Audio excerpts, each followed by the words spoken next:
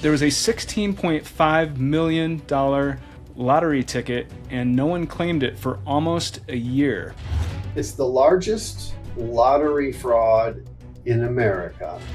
What our perpetrator was able to do was inject a nefarious code, security cameras all around it. I mean, you'd think it would be impenetrable. Tickets are actually ID'd, and we can tell you where that ticket was bought the second it's printed. This was an internal job where the guy wrote the code, and so he had a couple keys to the kingdom. We ultimately busted it wide open. The guy, you could just tell, just red flag after red flag going up. And you're like, ooh, something's wrong here. Something's weird. He almost got away with it. He almost got away with it. Welcome to Lottery Dreams and Fortune. So I am so excited to be joined today with two very, very special guests, the executive producer and the co-writer and director of Jackpot, America's Biggest Lotto Scam, Terry Rich, the executive producer, and Brad Osborne, co-writer and director. How are you guys doing today? I'm doing great. Good to be here with you. Very well. Excellent. Yeah, thank you so much for taking the time. And Terry has actually been on this show once before. He's retired now, I believe, but you have a long history working for the Iowa Lottery, among other things. But with this particular movie, this was just released, this documentary, and it is so fascinating. I just watched this, and it was so interesting with Eddie Tipton and this huge scam with the lotto. So there was a $16.5 million lottery ticket, and no one claimed it for almost a year. What was going through your mind as the clock kept ticking?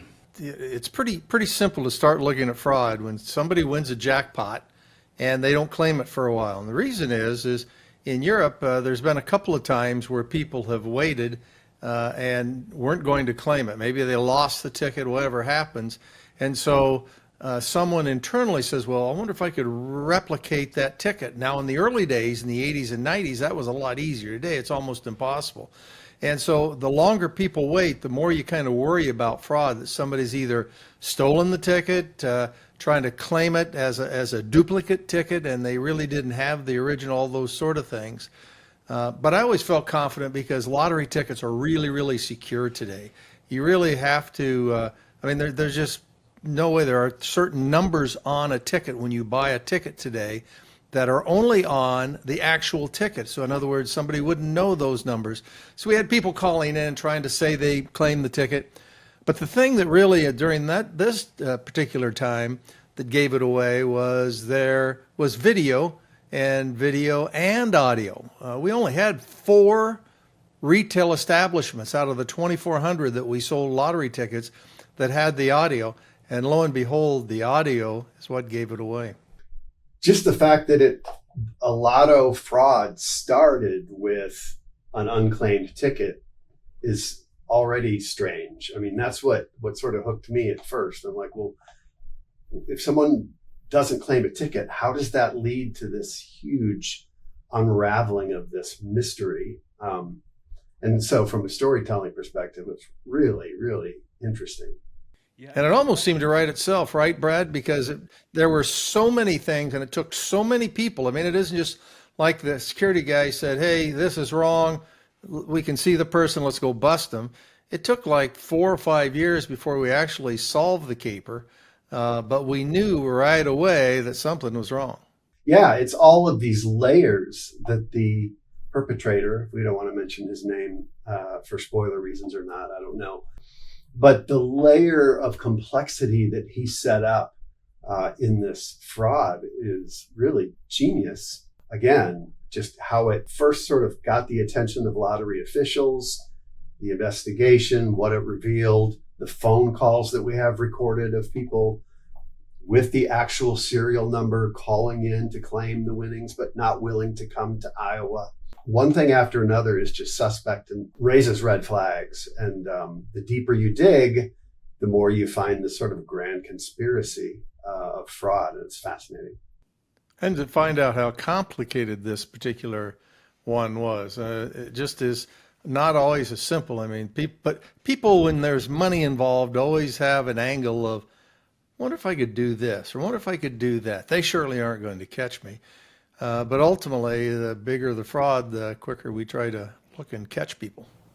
Yes, and Brad, as the director, you mentioned this surveillance footage, and Terry mentioned this audio that is out there. Is very, for lack of a better word, lucky to get this audio because it was so rare to have this in a store.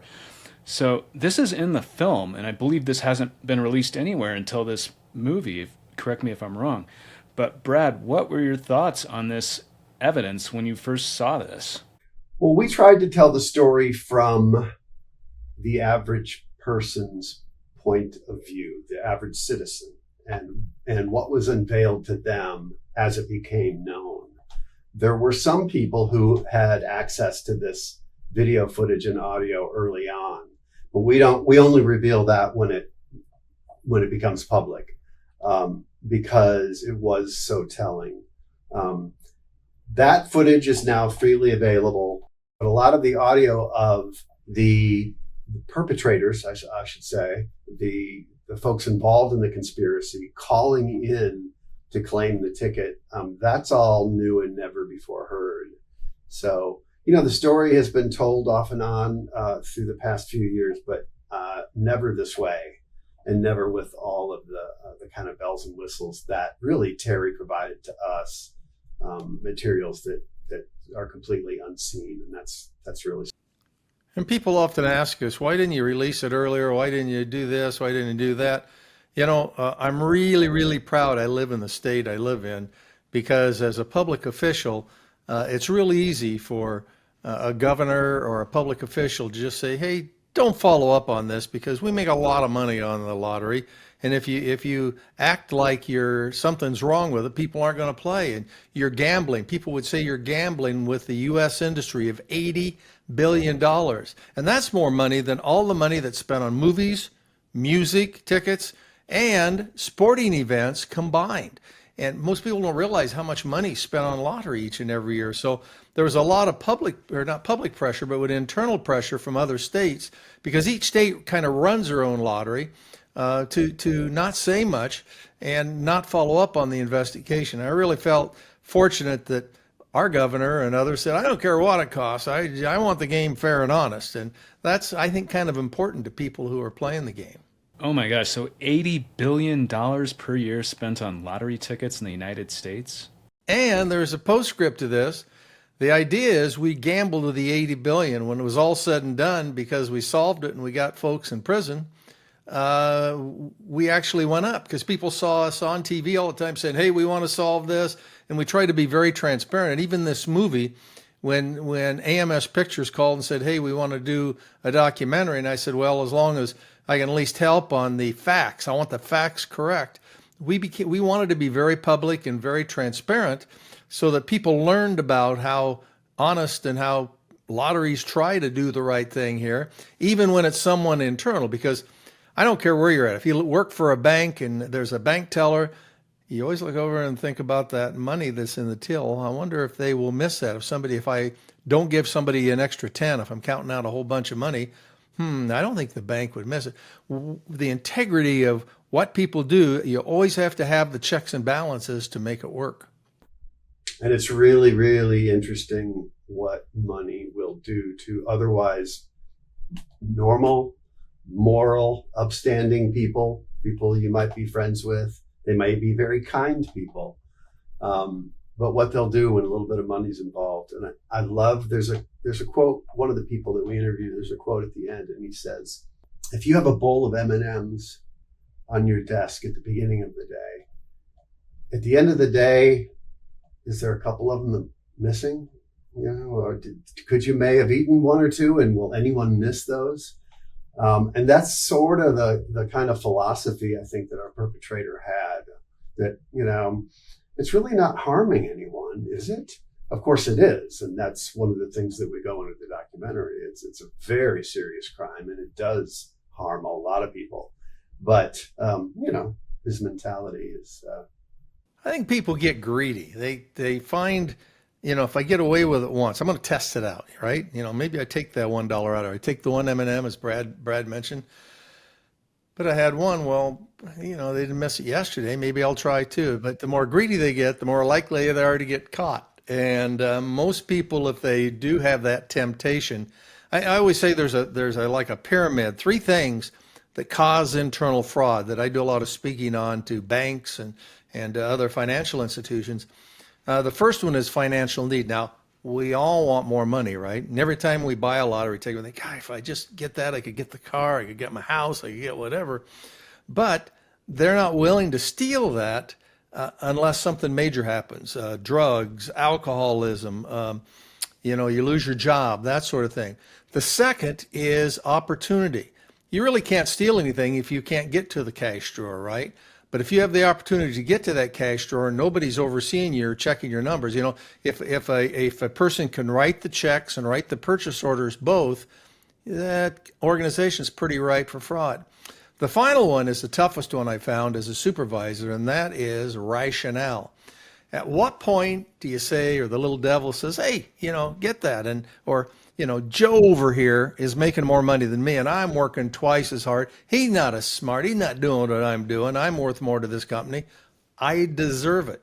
And in this case, the person thought they deserved more because they were being worked way too hard and thought nobody'd get by with it because they had the opportunity. They wrote the code. They did the different things that drew the numbers at the time. And they were an internal piece of how this all worked. And brother had a little financial problems, friend had a little financial problems. Hey, I should be able to help him out. Well, for people that haven't yet seen this documentary, I have, and it's extremely interesting. But for people that have not yet seen it, I mean, how did this case unfold? And, how does it compare to other cases of lottery fraud around the world, would you say? Brad did a lot of research as he did that. Brad, you found some other pretty interesting pieces. Yeah, I mean, it's the largest lottery fraud in America, but it's not the largest lottery fraud in the world. And it is interesting to kind of compare and contrast how these various lottery frauds were pulled off.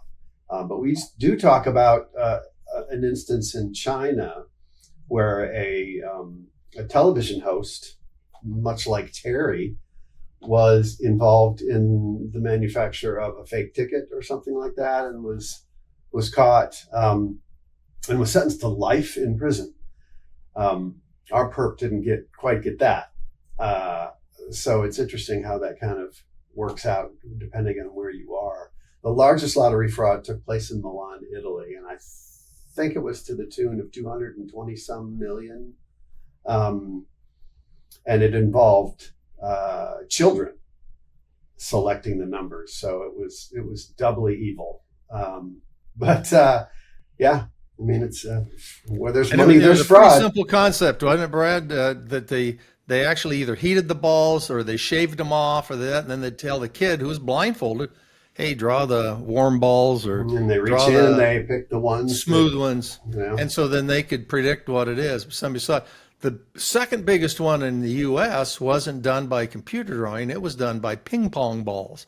And John Travolta and Lisa Kudrow starred in a movie about that. It was Pennsylvania. And what they did was they figured out we put a little latex paint in all of the numbers except the 2s and 4s, shake them up, and those will be heavier so they won't go up. Crazy as it may sound, the mafia is the one that busted that one, not the lottery themselves, although they came in and figured that out afterwards. The mafia were using the numbers, and they were watching the draws, and they noticed that all the balls except the 2s and 4s were bouncing low, and 2s and 4s were bouncing high. They called the state and said, "Hey, I think you got a problem there," and actually turned in, and that was a draw officer and that too. So, but very few internal frauds have occurred in lotteries. Brad mentioned the balls, and we had a computer that had a random number generator. But there are, it's not millions, billions of draws happen in the countries all over the world every single day. Some do up to 5 to 10 draws a day. on various games, because lotteries, you can do scratch tickets, or you can have second chance drawings, or you can do 2 balls, 5 balls, all these different games that people like to play based on what their desire is and what they like to do in gambling. And yet in the U.S., we've really had very, very few internal frauds. Now, there have been some, and this happened a lot in the 70s and 80s when Raleigh was just beginning. You had scratch tickets. People would cut out the numbers and try to repaste them on. We busted an Asian gentleman who tried to do that, and you'd come in. And in the old days, there weren't really an easy way. There weren't the computers and the sophistication we have today that you could do that with. But they would try it and then, of course, get caught. But today, tickets are actually ID'd, and we can tell you where that ticket was bought the second it's printed. And on scratch tickets, from the second that it's printed, in our case, in Georgia or Canada, the places that send them, all the way to us into the warehouse, they're recoded, or they're marked that they're in the warehouse. Then they go out to each individual delivery person. They're assigned to them. Then they're put into the store and they're activated. And then at the end, if they're not sold, they're deactivated, picked back up, and taken to the trash. Now, even crazier, think about this. We had a cleaning lady who was at the trash place, and when they hauled in all these unused lottery tickets that they were going to destroy at the trash place, one of them blew off the truck. She found it, scratched it, and won $100,000. Guess what? She walked into the convenience store, and ding, ding, ding, ding, ding, we got a call or a notice at the security department. They go running out and they arrest her for trying to cash a check. I mean, that's how sophisticated lottery tickets are today. So externally, it's pretty tough to do a fraud on a lottery ticket. This was an internal job where the guy wrote the code and did some other things with that. And so he had a couple keys of the kingdom, but again, he didn't have all of them. That's what ultimately busted him, which you'll find out in the documentary. So you mentioned that he wrote the code, and there are serial numbers on lottery tickets that most people aren't aware of, that are just playing the lottery, that make it very unique. And so someone called an attorney from Canada, I believe, and they had this serial. They had the correct serial number, but for people that haven't watched this yet, I mean, what exactly happened? This was the first sort of, this is what kicked it all off, right? There was the initial winning drawing for $16.5 million, which wasn't claimed. And you only have a year to claim that money. And the year was almost up. It was getting pretty close. We were literally talking about days. And suddenly, the lottery folks in Des Moines got a call from Canada, from an attorney in Canada who had the serial number, the correct winning serial number, and read it off over the phone. But he claimed he couldn't come to Des Moines, that they just needed to send him the money because he had a heart condition or something. Ding, ding, ding, ding. Yeah, there were a lot. I'll send you the ticket. You send me 16. And this is an example of this is an example of a recording of a phone call that we play that hadn't been heard, and it's fascinating. The guy, you could just tell, just red flag after red flag going up, and you're like, ooh, something's wrong here, something's weird. And yet he claims he doesn't have the ticket, but it's on its way to him, which is also very odd. So anyway, that's kind of how it kicks off. And of course, lottery officials can't award that to him because he needs to pick it up in person. That's part of the rules. Well, he calls back a week later and says, well, it's not my ticket, actually. It was someone else that I represent who won. And that gets even fishier. And they're trying to figure out who that person is. And as it turns out, it's not that person. It's someone else who got someone else, who got someone else, who got someone else to do it. And so there's layers of conspiracy here trying to hide the identity of the actual. Hey, we can't say, Brad, we can't say it was Bigfoot was the original purchaser either, Camus, but Bigfoot was somewhere in that mix. Bigfoot was in that mix. Yes, absolutely. Bigfoot comes into the story, which is a little crazy. It's amazing but the police know what to ask for certain things. And, and when the guy said, I bought the ticket and I'll just send it to you, there's a lot of things about $16.5 million. One is most people would be running in. Now, most people like to talk to their accountant, talk to their lawyer, get everything in order before they come in. So it isn't that they just don't show up a day or two later. We understand that. But once it gets to a month, 2 months, then we start getting a little suspicious if it's too late. Like they've got a really good story, and we start listening to that, because we had a lot of people calling in fraudulent claims. Hey, I think the lady stole that ticket from me when I went in to check it at another store. But in today's society, we have camera photos of everybody goes in and out, and we knew exactly what the shape and size of this person was. Now, they concealed themselves a little bit in the picture, but we could discount. We knew it was a male, had a southern accent, so maybe southern Iowa, we thought initially. But we knew it wasn't, a 20-year-old female that would call in and say, I know that ticket's mine. And so we could discount everything. But when this gentleman called 11 months later, and the frontline person, you talk about having a culture that people have within their organization to watch for fraud. The first person that got the call was the frontline receptionist lady, and said, this just doesn't feel right, because he's going to send us the ticket. Yeah, all right. So it called up to our folks and our investigators and Mary, the PR person, and said, this just doesn't feel right. And that began almost a 7-year saga that you'll see in the film. It is crazy. And speaking of not feeling right, Terry, what happened, like literally before the ticket expired, just a few hours, I believe, before the ticket was going to expire, because it was valid for a year to claim this, and then it would expire. Some attorneys showed up and tried to claim the ticket. So did you have any... Yeah, with the actual ticket in Des Moines, right?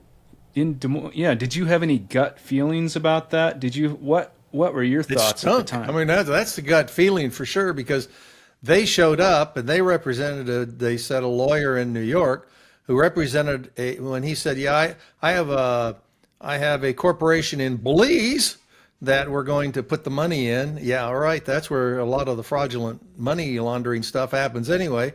And said, well, you just pay us. You owe me the money. And ironically, Iowa is I think there are about 12 states that allows you to claim if you have the ticket, you just get the money. You can claim it anonymously and not let people know who you are. But our law stated that you needed to know that. And it seemed pretty logical to have that in our law, because if you sell a farm here, it could be 10, 15, 16 million bucks, and that's always public. So, we felt that was a good law to have, but they couldn't fulfill that. Legally purchased, legally presented, and legally possessed. And that illegally purchased, we couldn't figure out who purchased it, and that's why they kept denying it. Because if we give it to a fraudulent claim, if it goes to Belize, we'd never see the money again. And our players and other players would be out at too. Remember, this was a regional game. We had like 17 states, the middle of the country states that played this. And the reason that is because there are 45 states that play the lottery in the United States. Every state has different rules, regulations, but they combine to do Powerball, Mega Millions in this particular game. So we knew when these people came in that, we didn't know exactly where it was, but it was in a state that required that. And because it did require that, we ultimately busted it wide open. Such a crazy story. And Brad, as a co-writer, director of this movie, there was so much audio and video in this that you had, I assume, even stuff that perhaps didn't make the cut, but what sort of creative decisions did you have to make or face when choosing what to actually show in the movie? It's a great question. We had, in addition to these phone recordings that had never been heard, we had a lot of video interviews that were shot of the people involved, mainly the investigators and lottery officials, almost right after everything happened. Those were shot by you, I believe, Terry, back in the day. And everything was totally fresh in everyone's mind. And so I had this sort of library of great interviews of just all of this information that just kind of blew me away. But it was shot, I think, in 720, and it was just kind of shot on a generic screen. It was mainly for just capturing for the record this information. And I'm, Terry will tell you, I'm the big one for visuals and everything. So I was like, what are we going to do with these archival interviews to make them interesting? And so one of the things we did is we used, like security video monitors in convenience stores and lotto machine monitors and cell phones. And we integrated these interviews into all these devices. So you'll see, for example, a lottery official speaking, instead of at full screen in an interview, they'll be on a convenience store monitor, which is fun. It's just visually kind of all over the place. So taking what we had and creatively making it visually compelling was a really fun challenge for us. And then we also, because there's a lot of dark humor in this, we mentioned Bigfoot, hot dogs come into play in this story. And there's opportunity. I narrate it, so there was opportunity in the writing to sometimes make some dark jokes and some little quips that may or may not pass by you. So it's just an interesting way to tell a crime story. I come from a background of true crime. I did 7 seasons of a show called Murder Made Me Famous on Reels. And the sort of the unique and fun thing about doing this documentary is that nobody dies, first of all, which is good. But it is a very, very compelling mystery, as compelling as any true crime mystery that's out there. We were trying to figure out how many people had to be involved to solve this thing because, if someone hadn't mentioned hot dogs, if the clerk hadn't mentioned hot dogs, if Bigfoot hadn't been a part of it. Right. I mean, there were like, what do we figure, 20, 25 different pieces had to happen to put this together. And so I get all excited to tell the story because I live the darn thing. And there's so many details. So I'm trying to tell Brad, well, this happened. And I don't know if he's got a simpler mind than I do, or he's got a more complicated in figuring out how to twist that all around and make it so when you watch it, you understand it. I have a distillation machine in my office. I just throw everything in there and it distills it. ChatGPT, huh? There you go. Right. Just makes it all interesting and easy to understand. Yeah. No, it was very complicated. And in fact, a lot of our conversations over the phone were A, getting the facts right, and B, just like, how do we explain this in a way that makes sense? I mean, literally, you've got, and you saw this, Timothy, so you would know the way that the lottery generates random numbers begins with what's called a seed.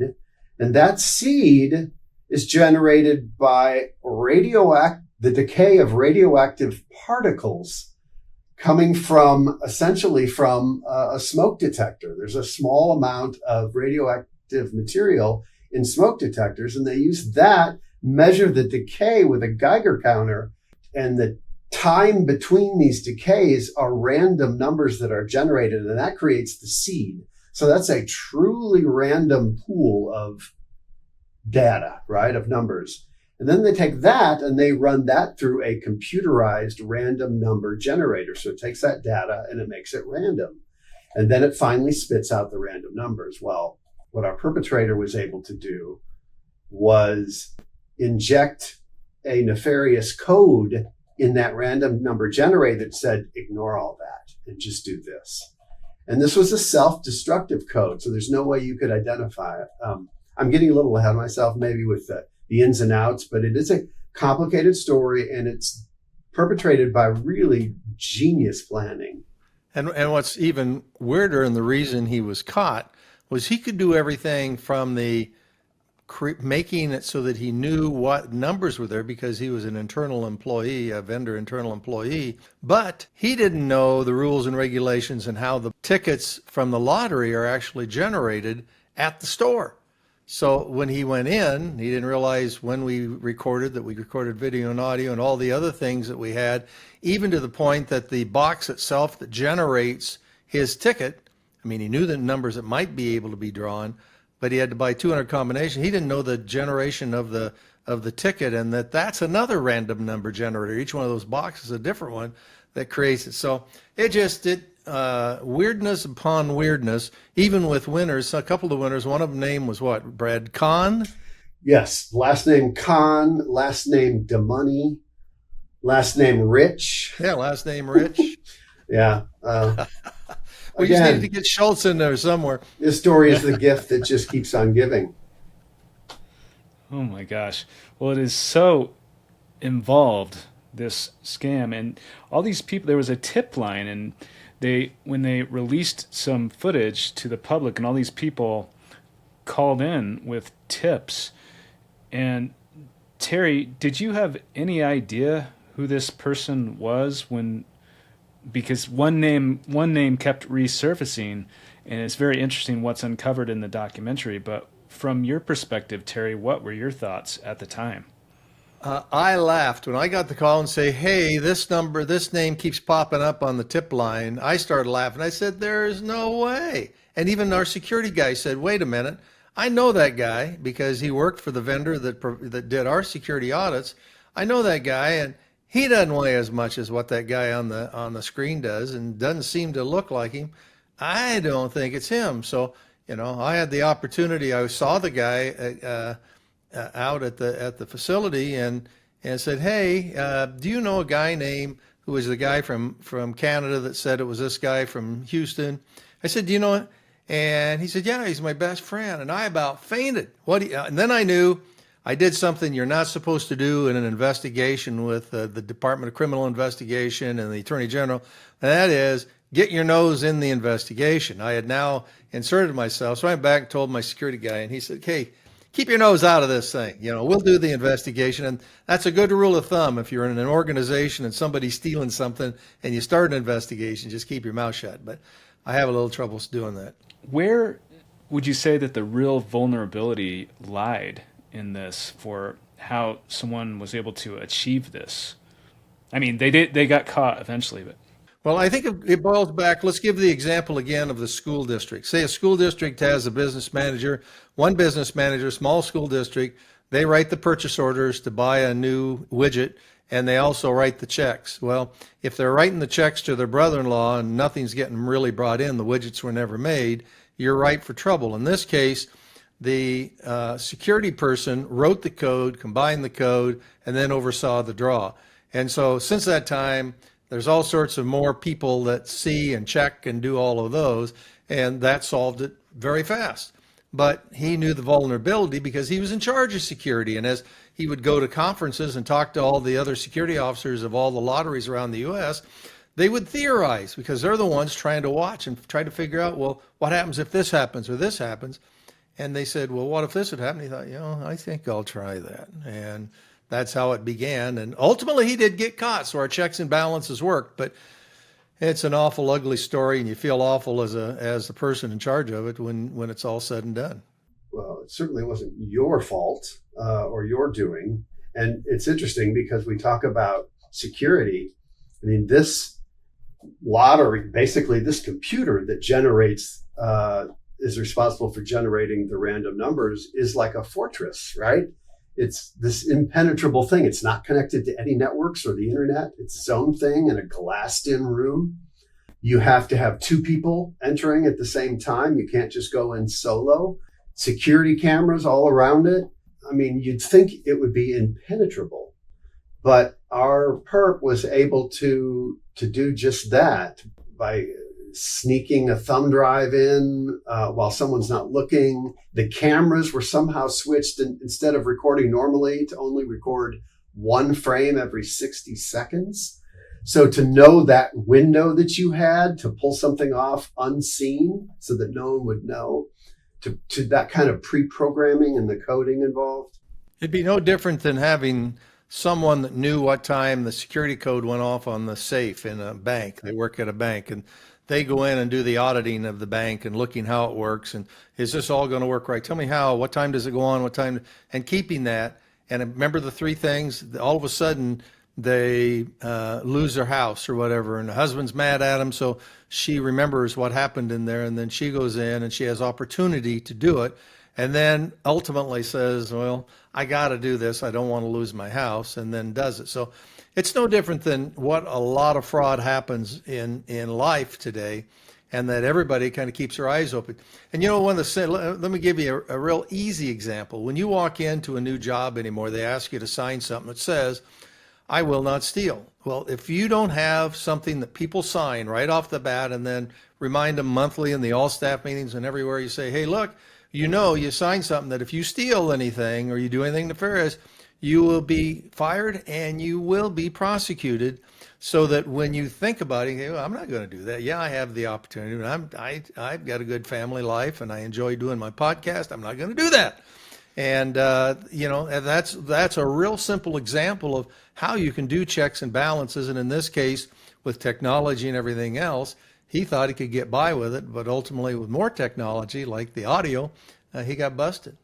Once they found this code, Brad, when you were putting this film together, once they found this in the state of Wisconsin, I believe, how big of a breakthrough do you feel that was, like, in this, when you're putting this film together? Well, when this gentleman first went to trial, really all they had on him was that he was the purchaser of the ticket. They could convict him of that, but they didn't really have enough information, and certainly not enough to convict, about how this was all perpetrated.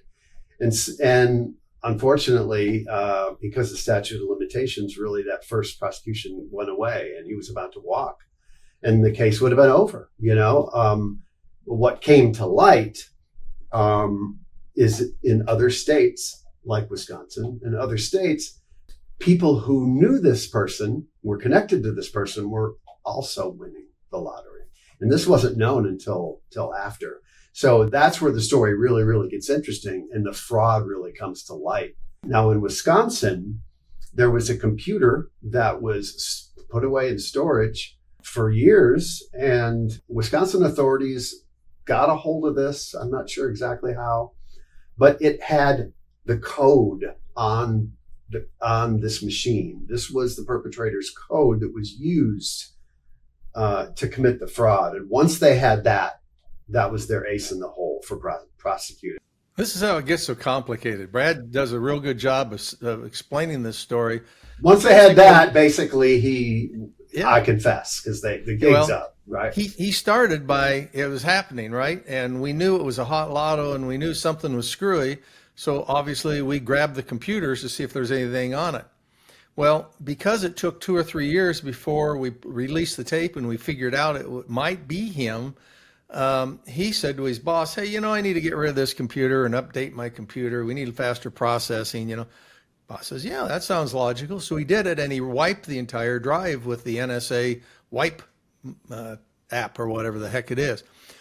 What became interesting, and once the group and we revealed this, how we got to the point where we realized it isn't a state of Iowa, it was all of these different states that he had built computers for their in-state game. So a lot of just used them for in-state, so he built them because it was cheaper and easier to do it by the computer versus doing it by balls, because you need more people to do a ball drawing. We found one in Colorado, we found one all these other places, and he had gone back. He had 3 years, we didn't know it was him, to go back, and he really wiped off that. We couldn't find it in Colorado, we couldn't find it in Kansas or in these other places. But by chance, it was Wisconsin who said, we're not going to, he doesn't want this, it's old, let's take this, but we're not going to give it back to the multi-state lottery, who was the organization he worked for. Let's put it in a safe and we'll just keep it. They didn't say evidence, they didn't know anything was wrong. It was in there, and that was the only one that had that same code, which also tied, once we found the code, that was also on one of the newest computers in Indiana that he hadn't activated yet, and that one was far enough out. It was the last one to be put into a lottery by him of 50 computers, and that fell within the statute of limitation, and that's how we got to go after him the second. See how complicated this gets? That's why Brad makes the big bucks and simplifying it when you watch it to make it fun and understanding. I mean, that's how complicated it got, and that wouldn't have happened without the hot dog and Bigfoot. Well, it's really interesting because this person who pulled off this caper and was eventually caught, was well loved by his friends and associates. I think I mentioned this, was, reputed to be an extremely, extremely nice guy. And to me, the fascinating thing is what emerges at the end of this documentary is that the motive for this crime quite possibly wasn't money, believe it or not. It may have been acceptance, attention, popularity, all of these things that come with being altruistic to friends and women, and loved ones and things. And I think that this is my supposition, but this is to me what the evidence reveals, is that this was a prime motivator for him. He just wanted to be liked, which adds an interesting twist to this whole story, because that's an incredible amount of risk, of effort, and ultimately of punishment that he had to go through in his attempt to be liked. 25 years is a long time, especially during COVID. It's an ugly time. He got out in 5 for good behavior, which is just the way the legal end works. But I'm fine with that. It was found guilty. We know what it is. The facts are there, and the facts are in the documentary. Yeah. And as you know, we did try earnestly to try to interview this person. I got as far as the end of his dirt driveway, and had contacted him numerous times. And he simply does not want to talk to anyone at all.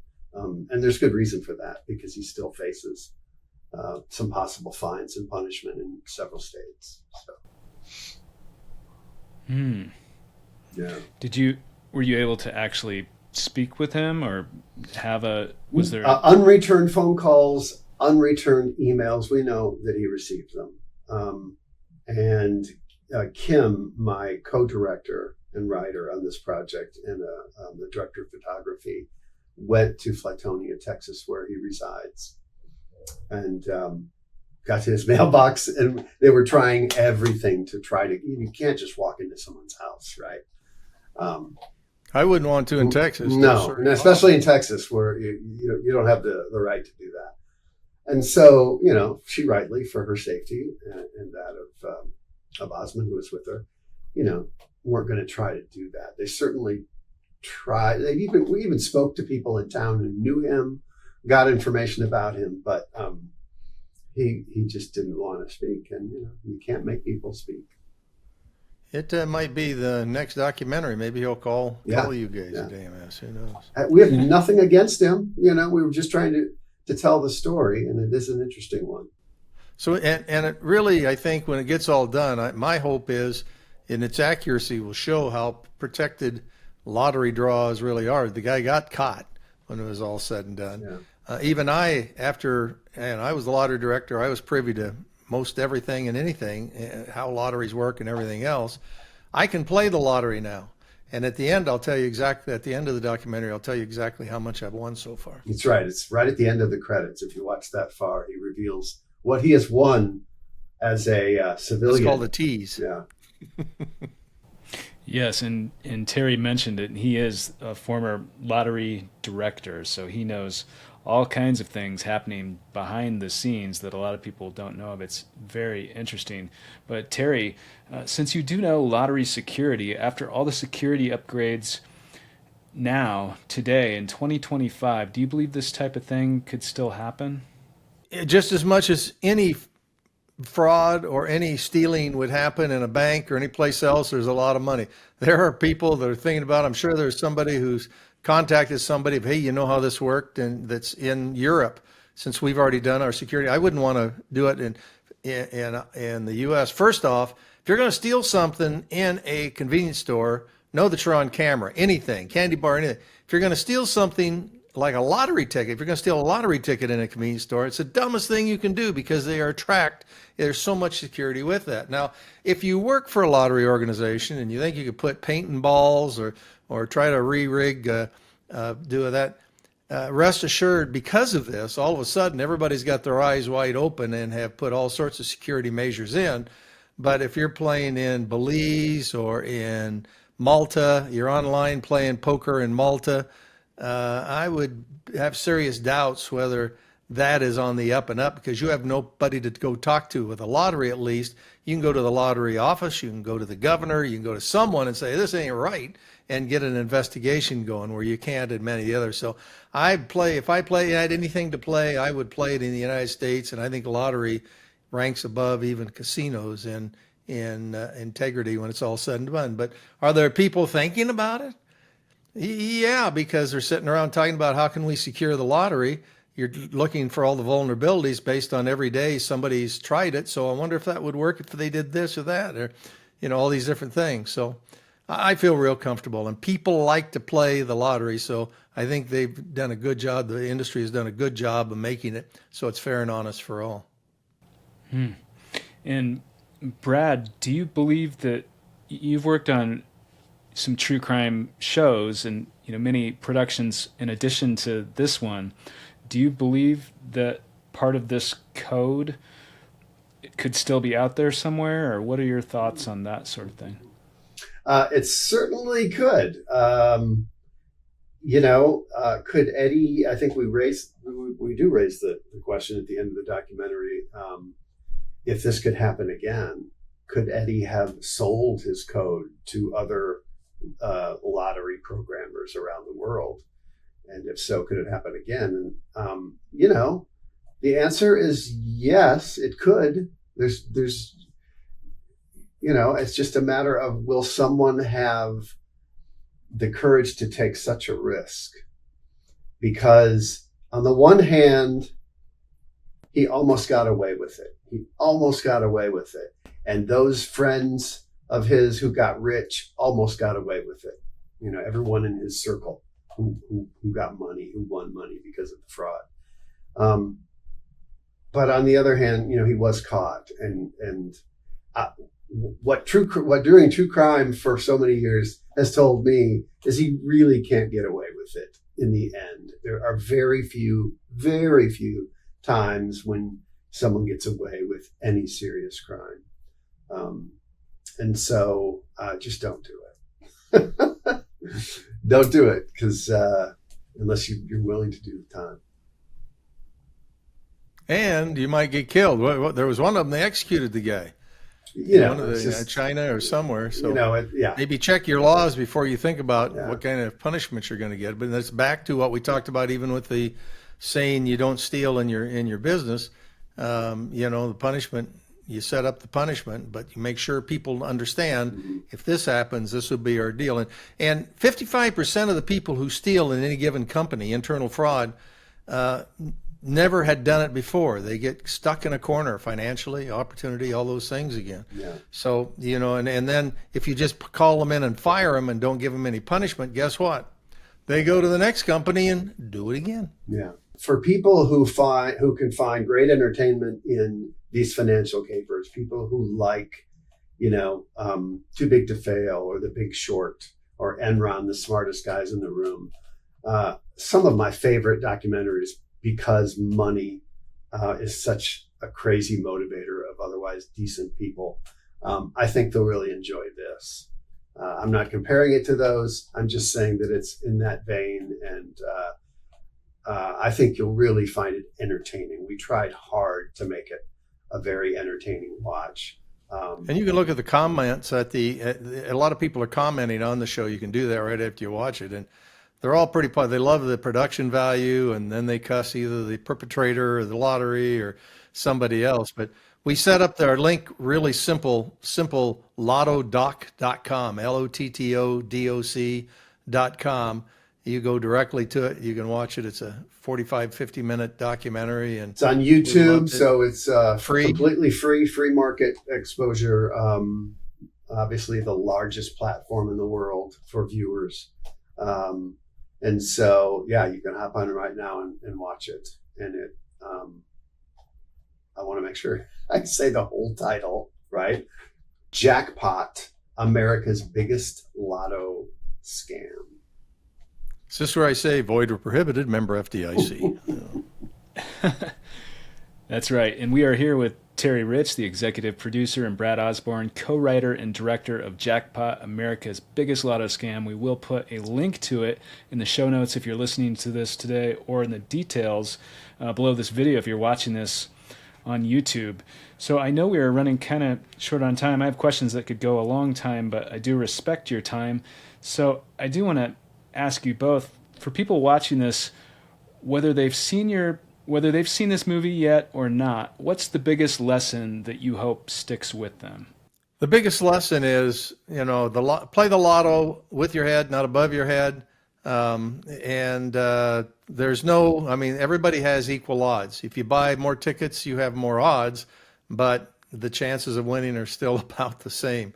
So I would say enjoy it, have fun, play $10, $20, whatever you want to play. But if you lose, just don't get back in your pocket. It's true entertainment. That's one that I would say as the lottery director when I was at. The second is it really is tough to scam someone, and I like to sleep at night. If you do something like that, you always worry that somebody saw you, or there's a camera somewhere, or someone was over there watching you when you did it, and you may be caught, and you can't sleep at night. It's an awful, awful feeling. So try to make your money fairly, legally, and you can sleep at night. Well, I guess I would, at the risk of repeating myself, first of all, say that you won't get away with it. You just won't. Statistics are such that you can't get away with major crimes, and so don't do them. The second lesson, though, I think that I learned is, especially for storytellers like me, filmmakers, writers, or whatever, keep your eyes open, because there are still, even though it seems like everything's been done, there are still some really, really good stories out there. And when you find someone like Terry Rich, who not only is just a great storyteller, but has become just the dude of dudes and a wonderful friend, keep your eyes open for the ability for those stories to emerge, because they are out there, and gosh darn it, they're fascinating. They really are. And it's such a fascinating movie. I highly recommend that everyone watching or listening today definitely check it out. For every lottery player, a lot of this audience does play the lottery. For every lottery player that's listening or watching today, what's one thing that you want them to know that they likely don't know about when they buy a lottery ticket, when they go purchase a ticket? Is there something that you want them to know, or that would be... They won't win, first of all. No. No, they may. There's always a chance. The house wins in most all gambling, Yeah. because that's the way it's set up, that they have oversight and that sort of thing. But I think that if you enjoy playing a slot machine, you enjoy scratch tickets, because a scratch ticket is designed to have smaller prizes, lots of them, and when you win, you usually turn it in and play another, and then play another, and play another.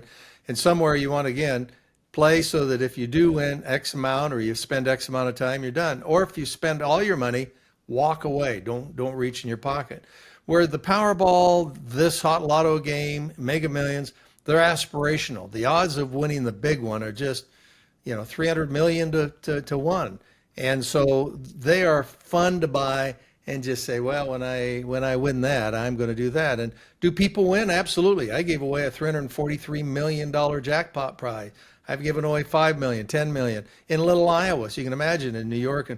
But your odds are the same whether you're in New York or in California when you buy a lotto ticket. So, enjoy that and have fun dreaming about it like everybody else. It's like when you go into you'll enjoy it. It's like when you go into a casino. You take the money with you that you plan to lose and have fun.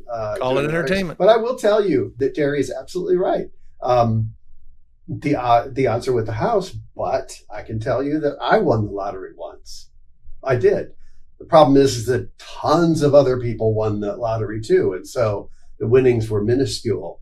But I did win something, certainly much more than I bought the ticket for. Not much more. And both of you won more than I have won, and I worked for them. But you did win something, and you reveal it at the end of the documentary. Yeah, I do. So. Well, everyone check it out. We will put a link to it in the show notes in the description. Jackpot, America's Biggest Lotto Scam. And again, we are here with Terry Rich, executive producer, and Brad Osborne, co-writer and director. I'm going to start with Terry here, but is there anything else that you want to say today about the movie or about anything that I didn't ask or don't know enough to ask, or that you just want to say? I'm really pleased with the comments, how professional, how people who enjoy it, they watch it, they enjoyed it. And that's all you can really ask when a storyteller puts it together like Brad and the group did. It really makes it rewarding. And then for me, it was accurate. So enjoy. I guess the only thing I'll add is I just want to thank everyone involved, starting with Kim Clemens, but also the people who spoke out, who were interviewed and whose interviews we used in the documentary. Well, it's a fantastic documentary, Jackpot, America's Biggest Lotto Scam. And it does have hot dogs and Bigfoot. And so there is some dark humor, but it is extremely also intricate, involved, and extremely interesting. I highly recommend it. But thank you both, Terry Rich and Brad Osborne, for your time today. I greatly, greatly appreciate it. You're welcome. Our pleasure. Thank you so much, Timothy. Any prize over $350,000 was automatically investigated. We were the investigators that looked into lottery claims to determine who the rightful winner was. We had a couple of those cases that I handled. They had defrauded the state for hundreds of thousands of dollars. You're dealing with billions of dollars, and there's a lot of temptation to do unscrupulous things with that. And history has shown that. The amount didn't add up, the numbers didn't add up, and they did what any investigator would have done, which is said that this prize should not be paid. If you and I walk into a convenience store and we both spend $50 on lottery tickets, you and I should have equal chances to win or equal chances to lose.